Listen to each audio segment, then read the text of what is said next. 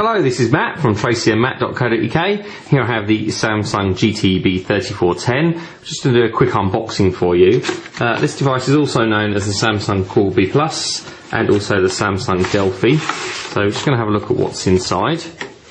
First of all, we have the user manual right on top, which just going to see if there's anything else in here as well. So there's a user manual, there's a warranty card, and there is it's more from your mobile, which covers things like accessories and downloads, and actually the manual itself. Manual is fairly lightweight reading, not an awful lot in there, probably just more in terms of getting started than anything else. Handset itself, which we'll come back to in just a moment.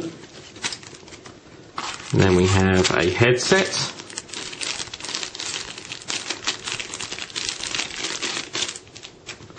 which has a proprietary connector on one end, pretty typical of Samsung. We see many devices that have this type of connector. It is only Samsung that have that.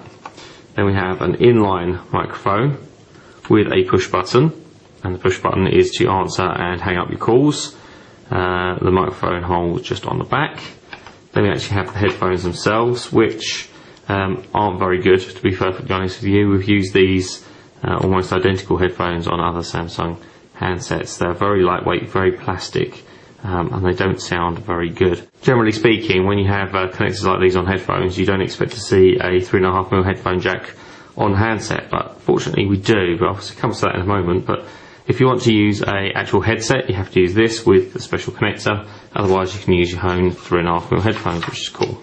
The adapter itself again has that proprietary connector, which obviously plugs into the handset. It's a UK 3-pin plug. That's all there is in the box. No other accessories, no CD-ROMs, nothing really else, anything else to actually show you. So we'll actually take a look at the handset itself. On the front we have a 2.6-inch display, which is 240 by 320 pixels, so it's a quarter VGA. Reasonably large loudspeaker on the front. Couple of keys underneath. There's the phone keys on either side and then a menu button in the centre. The hang up button also does act as the power button. Over on the left hand side I have an up and down volume control rocker. Then there is a lock button. Holding that down actually just unlocks the handset, and pressing it once just turns the display off and locks the handset. Then there is a voice recording button, which we can press to actually record voice notes, that sort of thing.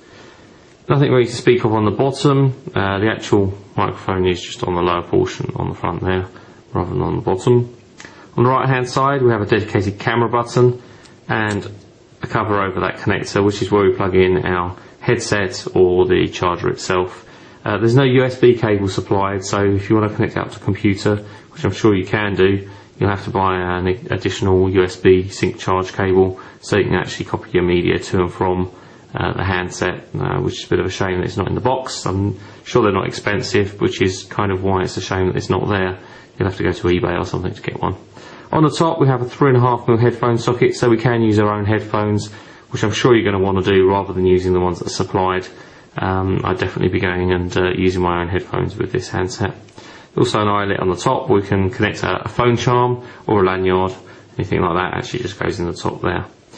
Over on the back we have a 2-megapixel camera, no flash, and it is fixed focus, not autofocus, so kind of on the low end there, that camera.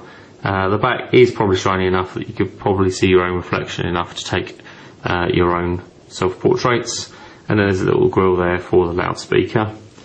Pop the back off like so, and that opens up. We have the battery already in place. We've got space for a micro SD card, which according to the spec I'm seeing here only supports an 8GB micro SD memory card, not 32 or 16 SDHC memory.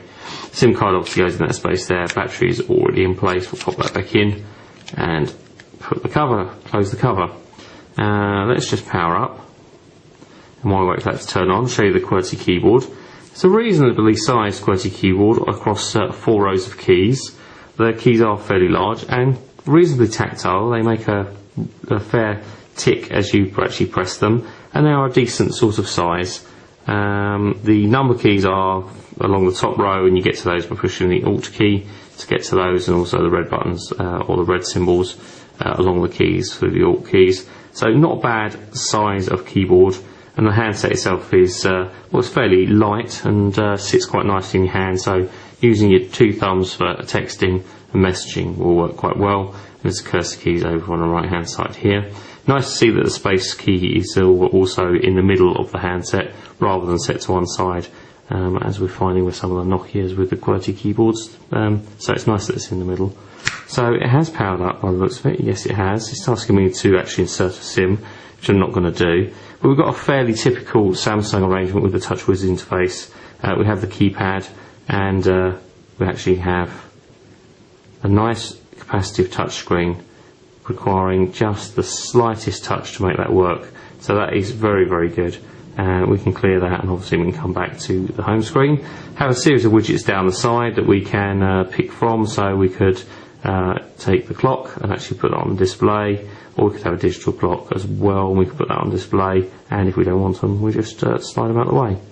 So it takes the sort of standard widgets that we've seen on many other Samsung handsets. So we've got Facebook, MySpace, and Fun Club. We've got some games there down the side. I'm not sure what the hat's for. We have media controls, those sorts of things down the side. I wonder, probably you can download others. There's a calendar there, so you can install the calendar. It's telling me that I need to insert a SIM card, obviously, which is what it's displaying over here. There is only one pane, or one panel if you like. I can turn the widgets on and off at the side, but there aren't multiple tabs or desktops, or whatever you want to call them. It is just the one, so you've only got a limited amount of space where you can actually put your widgets. Going to the phone book, obviously I don't have a SIM card, and I don't have any contacts already put on here, so it's basically complaining about those facts, so we'll just skip back through there. And into the menu. Again, the menu is pretty normal, if you like. We have 12 items there.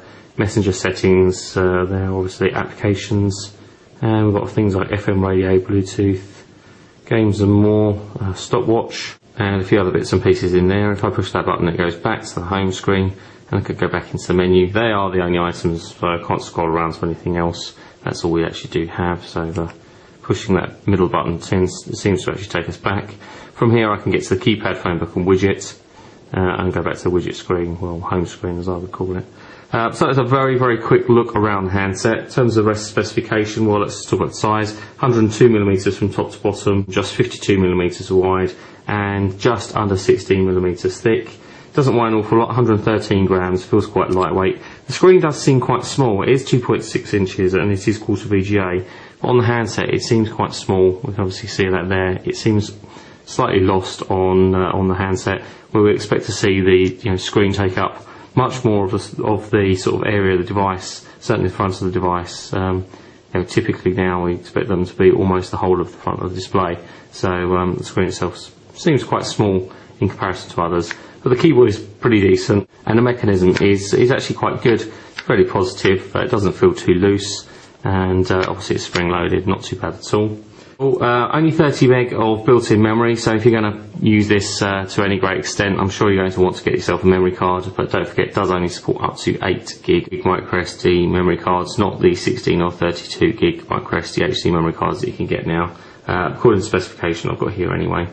We have Bluetooth 2.1 with A2DP support, but we don't have Wi-Fi, and sadly we don't also have 3G. It is only a 2G phone, so we don't have 3G or HSDPA or anything like that, so connectivity is somewhat limited. It is quad band though, so when you're roaming you actually will be able to use the voice calls and the GPRS connectivity pretty much wherever you take it throughout the world, so that's pretty good. So that is a very quick tour of the Samsung GT B3410. We'll have a full review for you over the next couple of weeks. Don't forget to follow us on Twitter. On Twitter we are Tracy and Matt, and on Facebook we are tracyandmatt.co.uk if you want to check out our fan page. So thanks for watching, and we'll be back soon with more videos and reviews on tracyandmatt.co.uk.